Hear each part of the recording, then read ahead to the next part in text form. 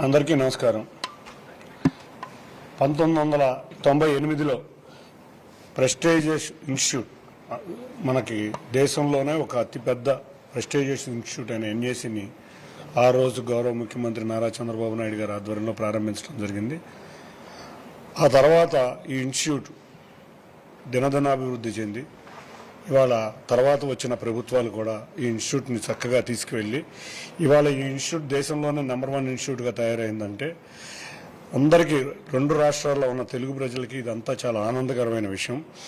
ఎందుకంటే 2014 వరకు 3 లక్షల మందికి సివిల్ ఇంజనీరింగ్ చేసిన వాళ్ళు కానీ, లేకపోతే అన్స్కిల్ లేబర్ కానీ స్కిల్ లేబర్లుగా ట్రైనింగ్ ఇచ్చి 2014 నుంచి రాష్ట్రం విడిపోయినాక కూడా దేశం మొత్తం మీద విదేశాల నుంచి కూడా ఇక్కడికి వచ్చే విధంగా ఇన్స్టిట్యూట్ డెవలప్ అయ్యి దాదాపు 2 లక్షల మందికి, రాష్ట్రం విడిపోయిన కానీ 2 లక్షల మందికి ట్రైనింగ్ ఇవ్వటం, ఇటువంటి గొప్ప స్కిల్ డెవలప్మెంటే కాకుండా పీజీ డిప్లొమా కోర్సులు కాకుండా ఇంజనీర్లకే, అన్స్కిల్ లేబరే కాకుండా కళాశాలల నుంచి వచ్చే ఇంజనీర్లకు కూడా ట్రైనింగ్ ఇస్తా సరికొత్తగా ఈ మధ్యనే తెలంగాణ రాష్ట్ర ప్రభుత్వం ఆధ్వర్యంలో ఫిలిం ఇండస్ట్రీకి కూడా ఒక స్కిల్ డెవలప్మెంట్ సెంటర్ పెట్టి ఎంతోమంది సినీ కార్మికులు అన్స్కిల్ లేబర్గా చాలామంది ఉన్నారు, వాళ్ళకు కూడా స్కిల్గా తయారు చేస్తున్న ఇటువంటి ఇన్స్టిట్యూట్ రెండు తెలుగు రాష్ట్రాలకే కాదు దేశం మొత్తానికి కూడా ఒక అదృష్టంగా భావించాలి.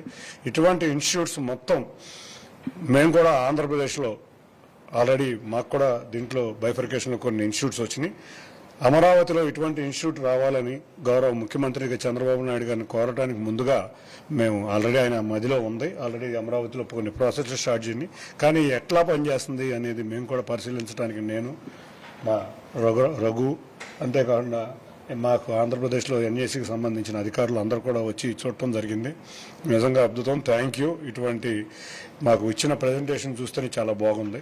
తప్పకుండా ఇక్కడ ఉన్న ఎన్ఏసీలో పనిచేస్తున్న డైరెక్టర్లకు కానీ, స్టాఫ్కి కానీ, ఇటువంటి ప్రతిష్టాత్మక ఇన్స్టిట్యూట్ని ఈ విధంగా రన్ చేస్తున్నందుకు అందరికీ థ్యాంక్ యూ చెప్తా. మాకు కూడా ఇటువంటి ఇన్స్టిట్యూట్ వచ్చే సమయం వరకు కూడా మీ సపోర్ట్ మాకు కూడా కావాలి. మా దగ్గర బోల్డ్ అంతమంది నిరుద్యోగులు ఎక్కువ మంది ఉన్నారు.